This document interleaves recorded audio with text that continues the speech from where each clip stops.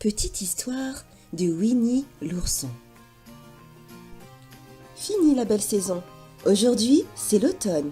Sale temps pour un ourson. Mais que fait Winnie dehors? Il va voir ses amis. Il rencontre en premier son copain Porcinet, en train de balayer les feuilles devant chez lui. Il est tellement léger qu'un coup de vent suffit à le faire décoller. Winnie, voyant cela, l'attrape par son cache-nez. Or Porcinet continue à monter, et son joli cache-nez est tout détricoté. « Tiens bon !» lui crie Winnie. Lui-même, de son côté, essaie de l'arrêter, mais, tiré par le vent, le voile emporté jusque chez le lapin, qui fait une drôle de tête en voyant ses carottes tomber dans sa brouette. Bien que son cerf-volant monte de plus en plus haut, Winnie le tient toujours. Et comme le vent redouble, il décolle à son tour. « Quelle est donc cette maison ?» demande-t-il au cochon. À peine a-t-il fini de poser sa question que le vent lui répond. Et v'lan, lui et son compagnon se retrouvent aplatis contre l'étrange maison où vit, devinez qui, Maître Hibou. Ravi de cette visite, il leur ouvre tout de suite. « Vous prendrez bien un thé ?» propose-t-il gentiment. « Volontiers, » dit Winnie, « avec du miel dedans. » Et hélas, dans une maison qui tangue comme un bateau, rien n'est plus difficile que d'attraper un pot. Et ce n'est pas fini. Le vent vient d'arracher l'arbre où était perchée la maison du hibou. Elle bascule d'un seul coup, renversant les assiettes et le hibou avec. Porcinet et Winnie s'en sont très bien sortis, sans une égratignure. À peine sont-ils debout qu'ils fuient à toute allure. Mais que pense le hibou en voyant sa maison? Il pense « J'en ai vu d'autres, moi qui ai fait la guerre. Mieux vaut ne pas s'en faire. » Winnie et Porcinet s'en retournent chez eux, heureux que la tempête soit enfin terminée. Ce qu'ils ignorent tous deux, c'est que leurs émotions ne font que commencer. Pour Winnie le premier. « Waouh ! Voici Tigrou qui saute comme un fou sur son gros ventre mou. »«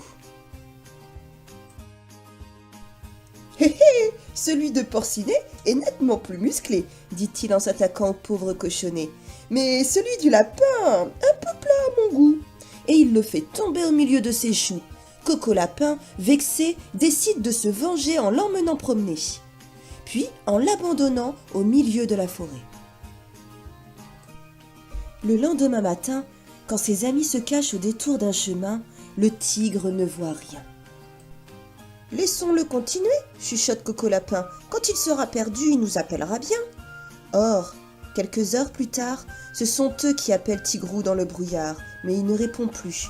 Coco regrette tellement le tour qu'il lui a joué qu'il part seul le chercher. Le brouillard est épais, de plus en plus épais. Il va bientôt faire nuit. De terribles bestioles poussent, de terribles cris. Coco n'aurait pas dû partir sans ses amis. « Cette fois, je suis fichu !» gémit-il en voyant un monstre foncer sur lui. Il tombe et s'évanouit. Mais lorsqu'il se réveille, qui est devant lui? Ce coquin de Tigrou.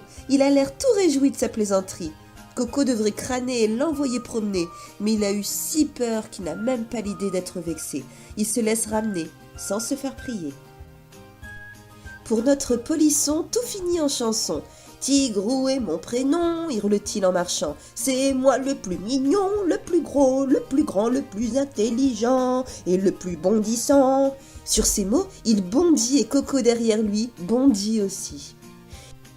Il y a dans la forêt un autre polisson qui adore faire des bonds, surtout lorsque la neige a étendu partout son beau tapis si doux.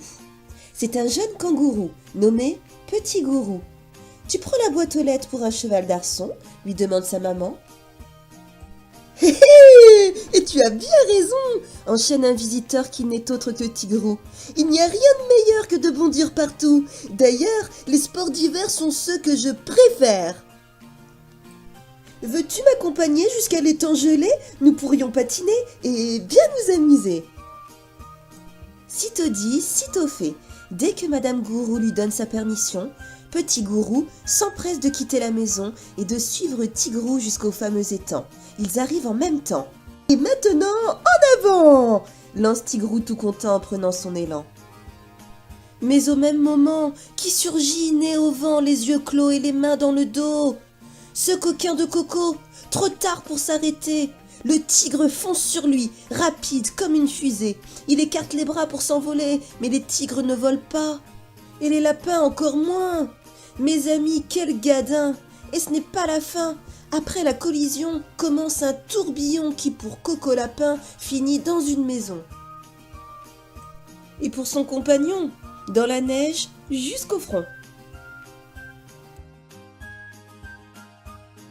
Ça n'a pas l'air très bon, s'écrie Petit Gourou, pas ému pour un sou. Moi, je préfère les bons. Moi aussi, dit Tigrou, et pour bien lui prouver qu'il est toujours en forme, il fait un bond énorme, mais Petit Gourou suit.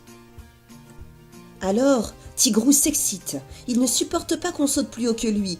Il ressaute aussitôt, retombe, puis rebondit, à chaque fois plus vite, à chaque fois plus haut, et tellement haut qu'à la fin, accroché dans un arbre, ce roi de la voltige attrape le vertige. Ouh là là là là là là là là là, gémit-il au-dessus du grand trou, que c'est haut! Il ne faut surtout pas qu'il regarde en dessous, car son ventre se noue, son cœur bat comme un fou, et il se sent tout mou. Il hurle tant qu'il peut en se bouchant les yeux. C'est alors que Winnie et son cher porcinet, passant non loin de là, reconnaissent sa voix. Ils ont beau chercher, ils ne le trouvent pas. Pourtant, s'étonne l'ourson, il y a des traces de pas. Mais soudain, il comprend qu'ils ont tourné en rond. Ces pas, ce sont les siens et ceux de Porcinet. Ils se sont bien trompés. Et quand ils découvrent enfin l'arbre où Tigrou est accroché, tous leurs petits copains sont déjà arrivés. Jean-Christophe en premier. « Toi qui bondis si bien !» lance-t-il au plus gros poltron. « Qu'attends-tu pour sauter ?»« Je ne saute pas !» dit Tigrou paralysé. « Je bondis !»« Alors, bondis en bas !» répliquent les autres en chœur, et ils lui tendent une toile pour qu'il saute en douceur. Mais c'est Petit Gourou qui se jette dedans. Tigrou ne bouge toujours pas. Coco s'impatiente. « Je t'ordonne de descendre, sinon je dis partout que le fameux Tigrou est 10 fois plus peureux qu'un petit kangourou. » Tigrou prend au sérieux les menaces du lapin, et il est si honteux qu'il se décide enfin, et s'aidant de sa queue, mais sans ouvrir les yeux, il descend peu à peu. Or, dès qu'il est à terre, oubliant ses misères, ce coquin redevient encore plus fou qu'avant. Coco n'est pas content. « À partir d'aujourd'hui, déclare-t-il, les bons sont interdits !» Mais Tigrou est si triste en entendant ces mots que tout le monde est bientôt aussi triste que lui, le lapin y compris. « Juste un tout petit bond !» supplie le malheureux des larmes dans les yeux. « Pourquoi pas ?» dit Winnie qui a pitié de lui. « Qu'en penses-tu, Porcinet ?